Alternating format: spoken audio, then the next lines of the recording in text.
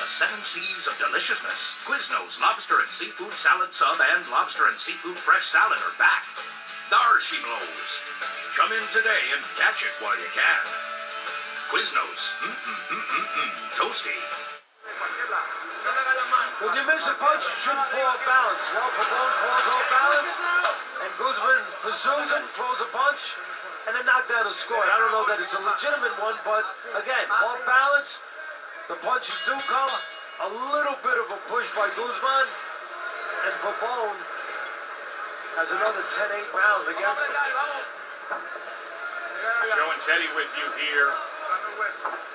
Hollandale Beach in South Florida. Round 5 scheduled for 10. A couple times now, Jesus Pabon has not reacted in quick order to Frank Gentile, the referee. Let's look at the CompuBox numbers from round number 4 as Pabon is gaining a bit of confidence. You saw that they both landed 9 power punches in that 4th round. What Pabon likes to do, we talked about in the fight plan, is the southpaw. He likes a pot shot. Covers up. Doesn't throw a lot of shots, but he looks for spots, and he looks for him with that backhand, the left hand for the southpaw. And that's what he's looking for now, as he's gaining a little bit of confidence since midway through this last round. Guzman almost inviting him to that body that time. He tries to go upstairs for a moment, but Guzman with that turtle defense just cupping that left hand and then turning it into an offensive assault himself. And now places a right uppercut on the inside as he gets out of the way of the left hand. More body work from Pabon. And then Guzman just looks at him. Said, that's all you have? What Pabon should look at, really, is when Guzman takes that right glove. Watch it, Joe. He takes that right hand, he puts it all the way over on the left side of his face to block right hands. He leaves the right side of his face wide open to left hands. Now Pabon trying to push Guzman onto the ropes again, get him in that same position, get Guzman to take that right hand over to the left side of his face. And what I would do is fake a right hook and then throw the left hand. Stop! Stop!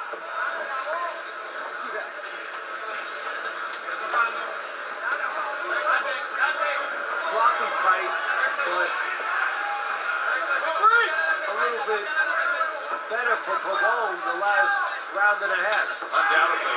Now Guzman steps forward with a thick right hand.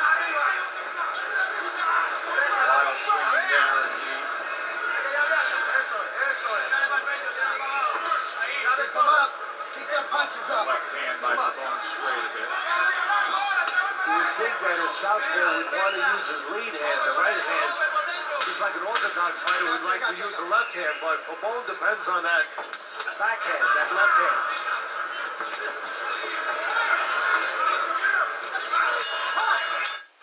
My mom hates to wait, but a hot and ready pizza is ready when she walks in. Mom says the wait is over. Little Caesar's large $5 hot and ready pizza or $8 3-meat treat. For dinner made easy, we wrote the book. Pizza, pizza.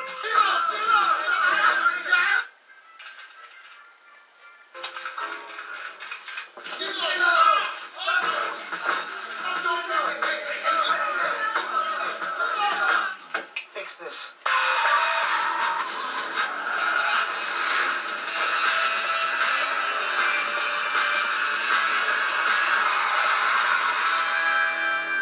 Well done, Randall.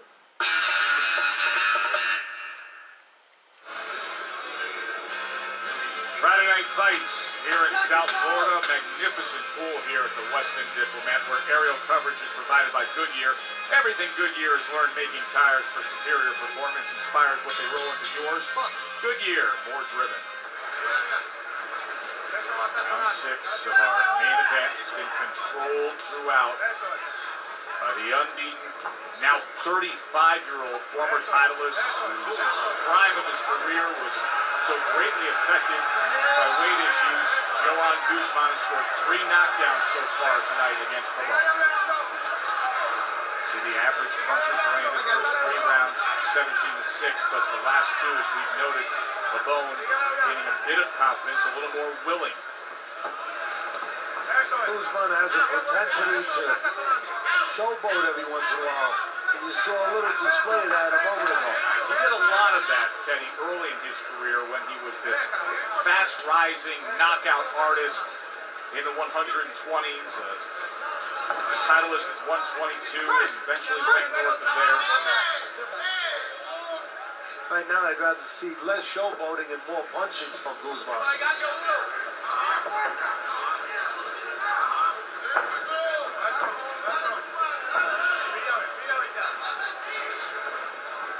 Seems as his weight has risen in his career, his punch numbers have dropped. I got you.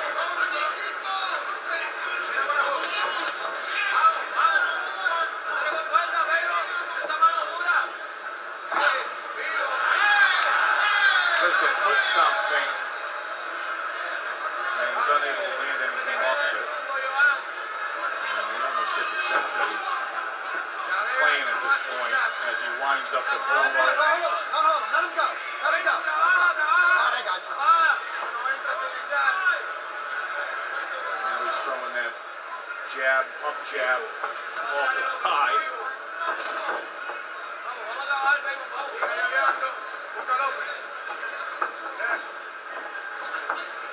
Stop.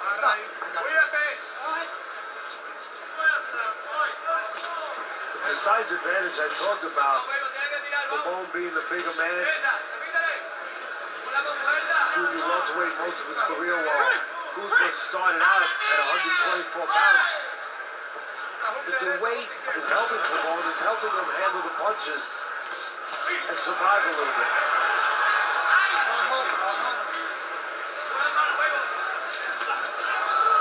Of course, what's really helping him is... Oh, he took a big left hand that time. See, that's the key. You said he took a big left hand.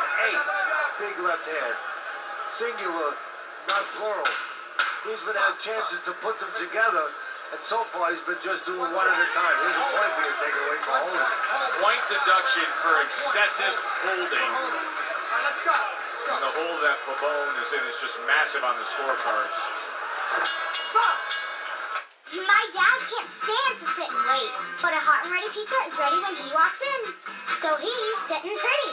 Little Caesar's large $5 hot and ready pizza or $8 3-meat treat. For dinner made easy, we wrote the book. Pizza.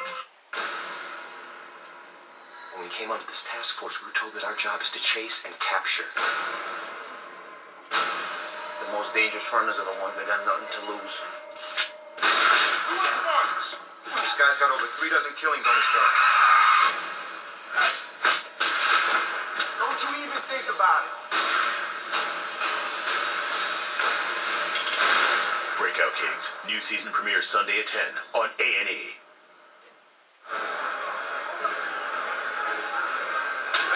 No instructions for Joan Guzman from Coach. Herman Casedo.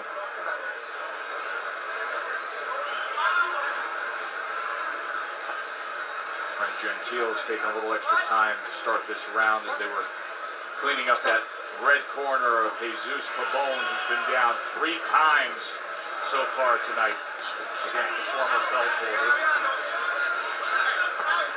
You know, Joe, right now going on in another part of the country over in Denver, Colorado, are the Olympic trials.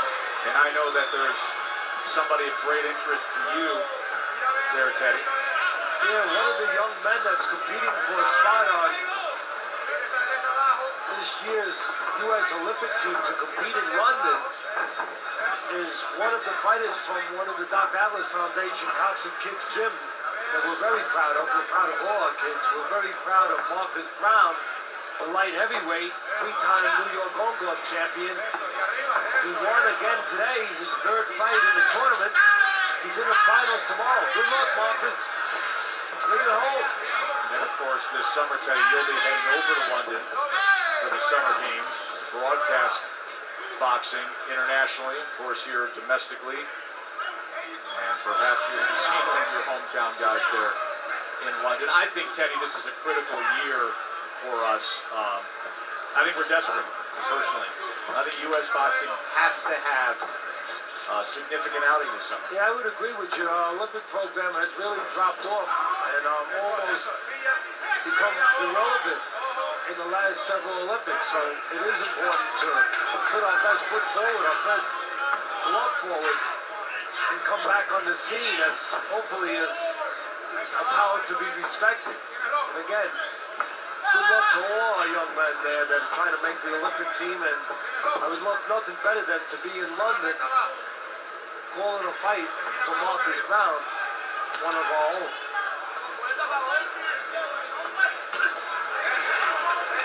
Tell you what you're in store for next week on Friday Night Fights. Actually, it's going to be in 2 weeks. Next week we will take a break. Championship week in basketball, as we do every year. We're going to be in Pabon, California, and a familiar face in the form of Kendall Holt in the main event. We'll be taking on Tim Coleman.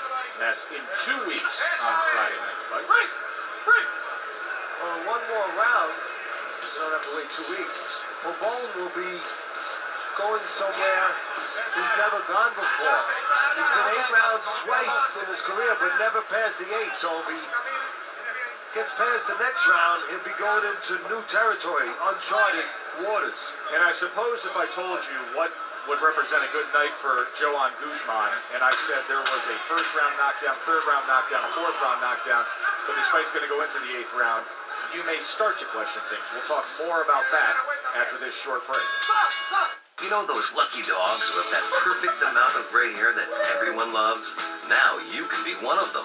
Touch of Gray combs away a little gray without getting rid of it all. Touch of Gray. Get the best of both. Right now at Burger King, buy one, get one free. Buy the Club Chicken Sandwich, Original Chicken Sandwich, or Italian Chicken Sandwich, and get another for free. Buy one, get one free. Any combination. It's up to you. Only at Burger King. I have a cold. I took Dayquil, but my nose is still runny. Truth is, Dayquil doesn't treat that. Really? Alka-Seltzer Plus fights your worst cold symptoms, plus it relieves your runny nose. Awesome. Yes, it is. That's the cold truth. Let's show you how Joan Guzman has built his advantage in the first round. Able to quickly get to Pabon. The third round, he did most of his damage. The right hand up top, and then the right hand underneath. Then in the 4th round, Guzman just came bull rushing forward. Not the cleanest punch, but it was scored a knockdown. So here we are in round number 8 of our main event scheduled for 10. Just a quick flurry to open up this chapter.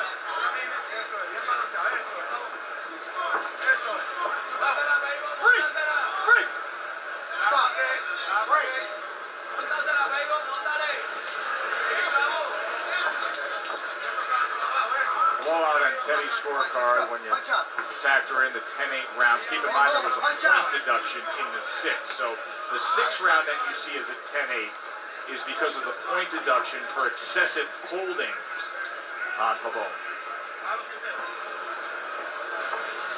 I'd like to take a moment to congratulate the Florida Boxing Hall of Fame new class, 2012 class of inductees, June 22nd to June 24th.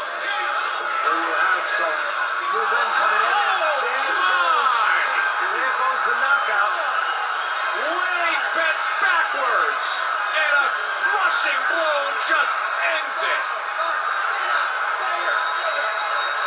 They're going to need medical attention to get in there for Pabon as they were pleading with him to stay on the canvas. You hear Gentile saying, get this guy a stool right now. Guzman just leveled him there. And you're going to see it's a misdirected punch. He was looking for